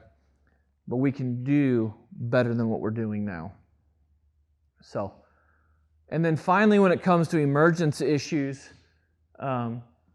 just because I might be at the same depth doesn't mean I have equal moisture behind that. And that's where a smart firmer can come into play to measure moisture. Hans talked about it this morning with measuring residue. It can also measure moisture content in the soil. And we can, somebody should come out with a system to control the depth based off of that too. That'd be a good idea. If you're curious into that, talk to Hans. He's going to have one of those running. Okay? And then once we've created this environment, we've been talking a lot about creating a furrow here. It's been a while, right? Just make sure the seed's down to the bottom. Man, I hate it when the seeds get lodged halfway up or whatever. A Keaton seed firmer, we can run them in this area now in your sticky soils. We got new black ones. Guys either love them or hate them, right? The white ones. A lot of my areas, guys tried the white Keaton seed firmers a couple years ago, and within about 3 acres, they were back there cutting them all off because they were just awful. We've got a new one, a black one. It's a low stick. We are running it in the stickiest gumbo soils down on the Gulf Coast, and they are low stick. They're not no stick, but I've talked to all these guys because I got all kinds of pictures with soil buildup on them, but not a single one had soil buildup on the bottom of it where it was dragging seed. And as soon as they got to a drier part of the field, it knocked the soil off. One guy was like, yeah, I mean, all I got to do is go back there. I just walk down and just hit each one, tap each one with my hand, and it kind of crumbles the soil and it falls off because it's a UHMW. It's a lot of stuff they make the cutting boards out of. It's an extremely hard, non-porous surface. We put a camera on it because why not? And you just kind of see what a Keaton seed firmer is doing. It's just taking the seed and making sure it pushes it all the way to the bottom of the trench for consistency. We're at the same depth that way, right? As long as my opening discs are set correctly, the Keaton seed firmer will make sure. And if anything, this is probably the very first thing I do to a planter is I put a Keaton seed firmer on. It's an insurance policy. Down in around Sweetwater, we ran a stock deer planter side by side. One had Keatons, one didn't. They were both stock deer. We averaged 3,000 more plants emerged out of the ground on the planter with Keatons on it. It was tremendous. Actually, I met this guy just last week on Thursday too, this John Lopez. He didn't buy it. He thought, because he had tried the white ones. So he put one of the black ones on, and he had fields with 1 row corn out of the ground. And he has invested in 23 more of them now. This is a terrible picture. This is Milo here. We can see we've got 1 row, very consistent emergence, and you can pick out a couple plants in these other rows, but there's not much. They only had 1 Keaton on it as well. It's an insurance policy. It makes sure your seeds are down to the bottom. All right, let's talk about successful closing, right? And Hans talked about this earlier. Successful closing looks like no slotting, no air pockets around my seed. I want a mellow path to the surface, and I want to retain moisture around the seed, okay? Especially in loose soil. Okay, moisture retention is going to be key. You've got a lot of options on closing systems in the market today, a lot. And if you're like most farmers, you're really jealous of what your neighbor has, but what you don't know is he's really jealous of what you have. And so you might as well just swap like every other year, and then everybody will be happy, okay? Because we get it wrong more than we probably get it right. But I know this will be shocking, but maintenance still comes first with your closing system. Okay, I was at a planter a couple weeks ago. There's a guy I go to church with. He wondered if I'd come out and look at his planter. He was interested in doing some stuff with his meters. And I walked out to his planter. He had Schlegel closing wheels. And I walked over and I just took my foot and kind of kicked it just a little bit like that. And the whole thing just went blah, and it just had a complete wobble to it. I'm like, well, I think you need to invest in fixing your closing system before you invest in anything else. Okay, he had a lot of maintenance stuff going on. If you're where that closing system attaches, if that's getting wallowed out, okay, you may need a new bracket right here. Okay, if that's getting oval shape, you may need new springs. Okay, take care of your closing system. Make sure it's centered. Okay, it's a great test to do. Is take your planter over to your neighbor's house on his concrete, and you put it down and you do a scratch test on his concrete, because we don't want to do it on yours, right? And Hans laughed at least. Come on, guys. I get your mouths are probably full, right? So, but no, if you do a little scratch test like in the dirt or something, just make sure it's centered between your closing wheels, okay? Because if your closing system is, if something's bent back there and you're off-centered, okay, think about the forces that are being directed. Hans put that chart up earlier, right? That shows the arrows where the forces are being directed with a closing system. There's different styles, and they direct their forces differently. But if you're not centered, you're going to have some weight pinching just the top close and some trying to go maybe even past the seed at the bottom, and you're going to end up with a lot of air gaps around your seed if you're not centered. Okay? And then you got to determine what weight we're going to set out on your notches, right? You've got 5 options basically, notch 0 kind of being floating back there. And what I have found in general, once we set a notch, it usually doesn't change for like the next 10 years. Okay? Okay, because how many of us actually try to determine what notch we need to be on, okay, or how much weight that we need? Now, I mean, if we're getting some really hard, wet, compacted soil, yeah, I've seen guys trying to bump that up, but most of us aren't changing that. Here's an interesting study that we did. This is just one planter, and this planter came right out of the field. Okay, we were in a nice shop like this. We set the planter down and we took a bathroom scale, put all the closing systems in notch 1, and slipped the bathroom scale just to weigh how much we were weighing. Basically, what's the force on my closing system? Then we did it on notch 3. Okay, the dark green is notch 1. From high to low, we had 20-pound difference. The light green was notch 3. From high to low, it was 25 pounds difference. That's over an entire notch. And that's a lot of the spring settings. It's time to replace some springs in this planter. Now, row 3, we didn't have any data because that one was off even more. And they were really confused about row number 3, why it was so far off. And once they really started to inspect the closing system in row 3, they realized that the T-handle on the closing system had been installed backwards. probably more than 10 years ago. And that row has been closing different every single season and had never been noticed. Nobody had ever checked it. Not saying you need to do this on your planner, but you can learn things from and about your planner by putting a scale under it. It's something to think about. Could be something to check.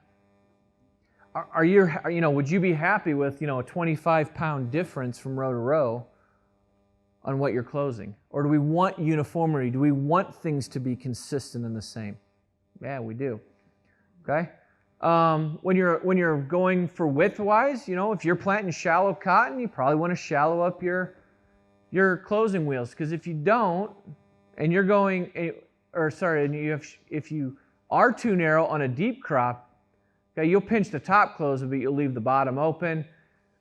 If you're going way deep crops, then we need to widen out. At 3.5 inches, if I'm too wide, you're going to leave the top open like that.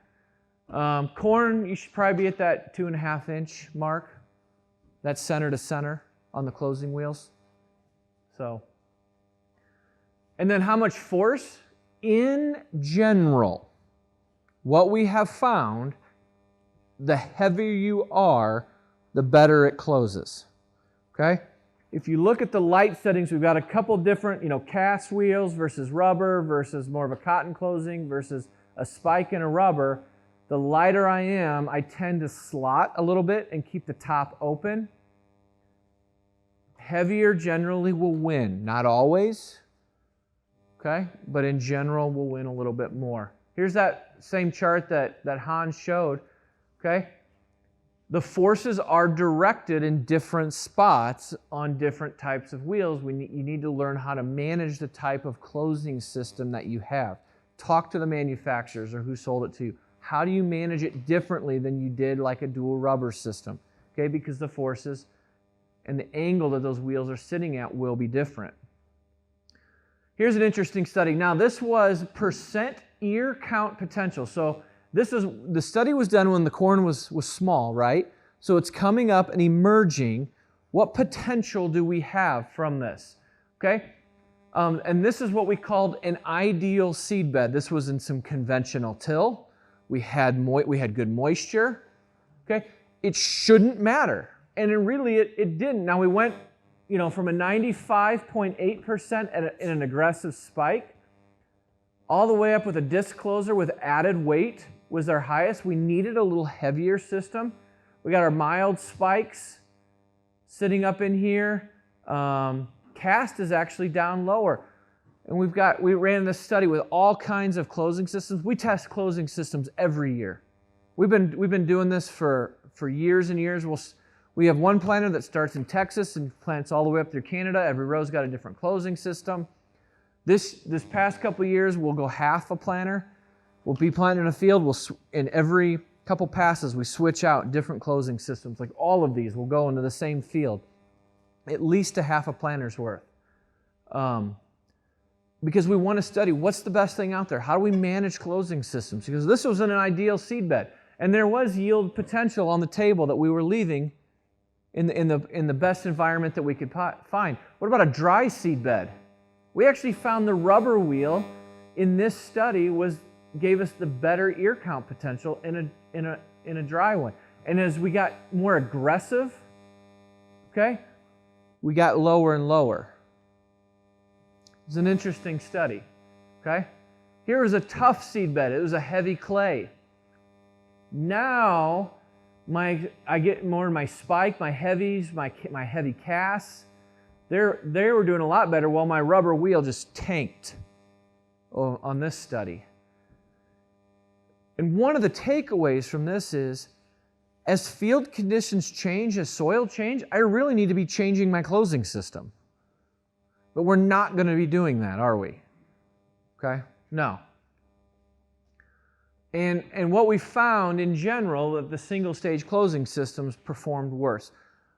We rarely have a plot where a drag chain will lose. A lot of times it'll break even. Sometimes it'll be better, but a drag chain will rarely lose in our closing plots.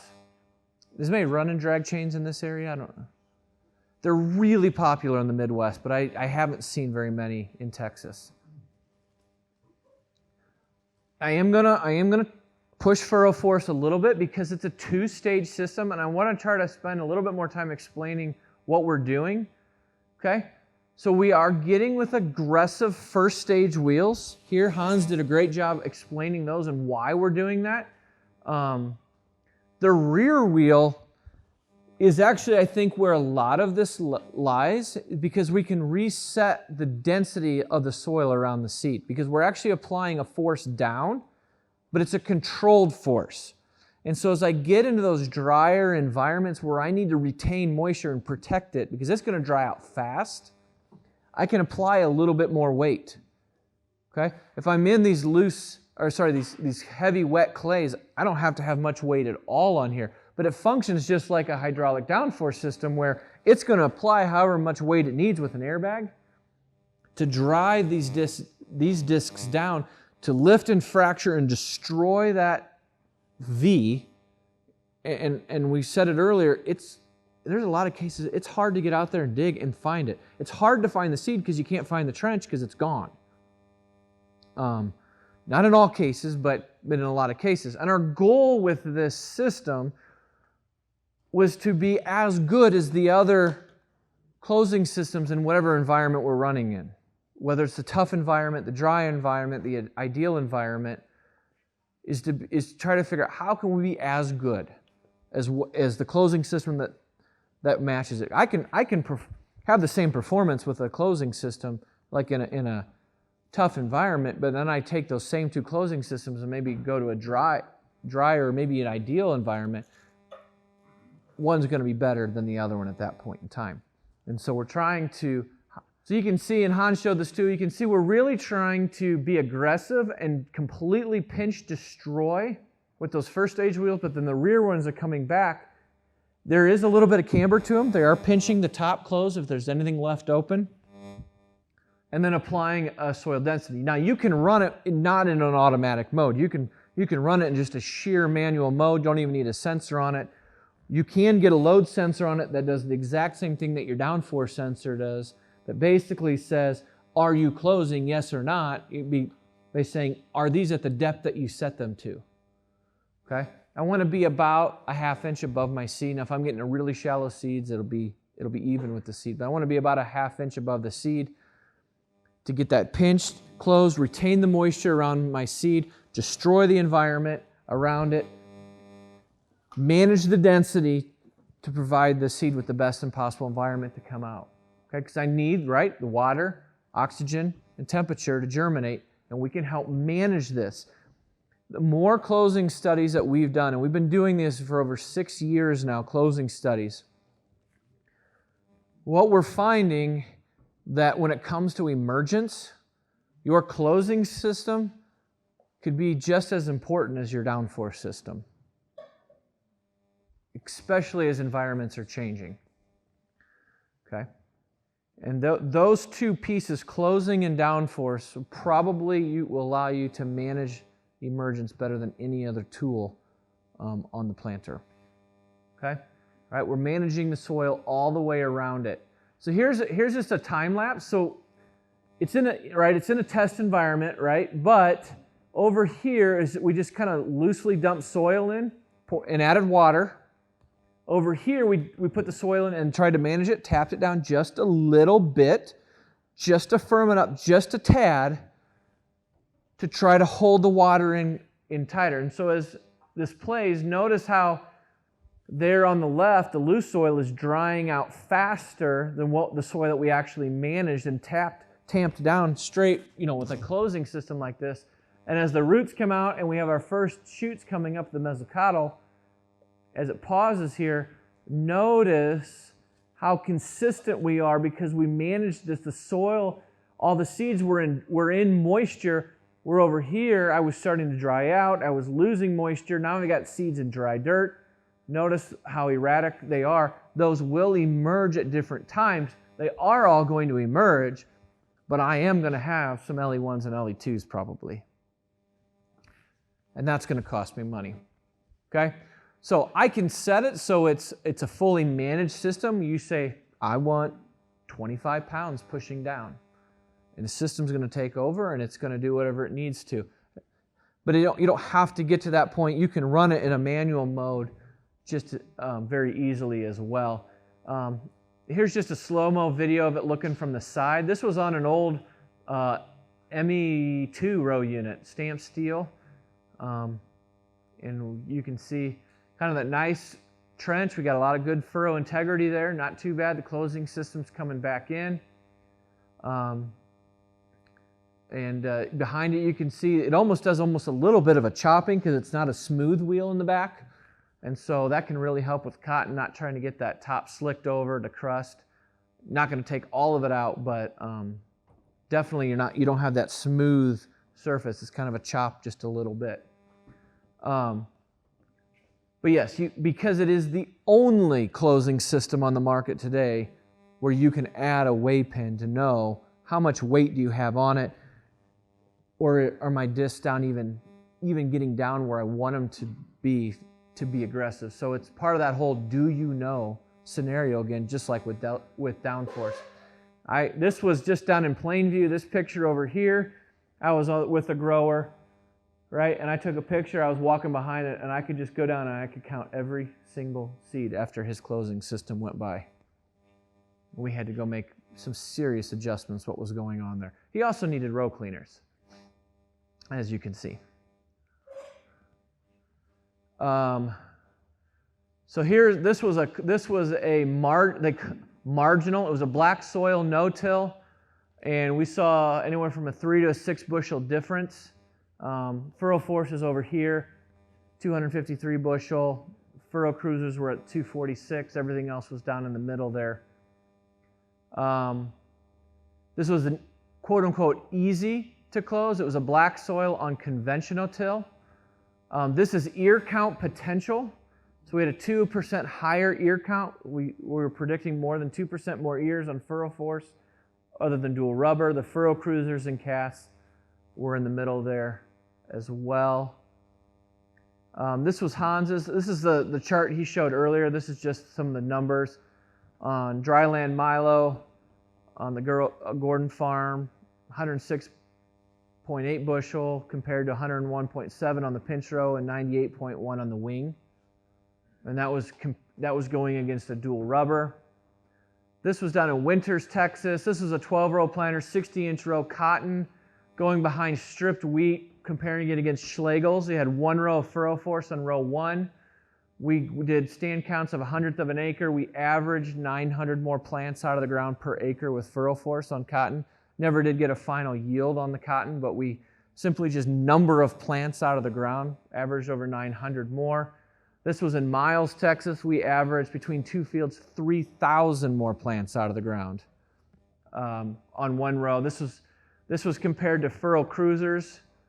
This is 40-inch cotton going in behind stripped wheat in a no-till environment. So we are definitely seeing results in getting the soil managed correctly with the closing system. But yet at the end of the day, like I said, you have to get out and dig, okay? You can have every sensor in the world, but you still need to understand what's going on and what kind of adjustments to make, because soil changes, moisture changes, the environment changes. You got to get out, you got to dig. Emergence is key. We didn't even talk about singulation or spacing. That comes second and third, okay? But definitely talk with Hans and these guys. You know, with singulation, that comes down to your meters. Get them checked out. They've got a meter stand. They can get your meters calibrated with whatever you have. They can test anything on the market and tweak those to get those performing as best as possible. And then finally, guys, there are things within your control. There are things outside of your control. Control the things that are within your control, and don't drive over wooden bridges.